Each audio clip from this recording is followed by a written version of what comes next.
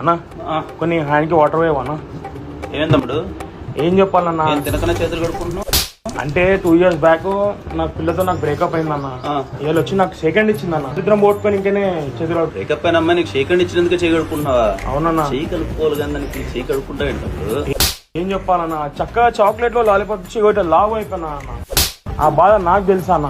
X మళ్ళీ తిరిగి మన లైఫ్ లోకి వస్తుందంటే ఎంత బాగా ట్రీట్ చేయాలి, ఎంత మంచిగా ఉండాలి, ఎంత బ్యూటిఫుల్ ఫీలింగ్ తెలుసా? మళ్ళీ ఎక్స్ మన లైఫ్ లోకి వస్తుందంటే నువ్వు మళ్ళీ ఎక్సిల్ లైఫ్ లోకి తెచ్చుకుంటావేందన్న? నాకేం అర్థమైతలే అన్న. ఏం కంగారు పడు, నీకు అర్థం కావాలంటే హోలీ రోజున మన దిల్రుబా సినిమా రిలీజ్ అవుతుంది.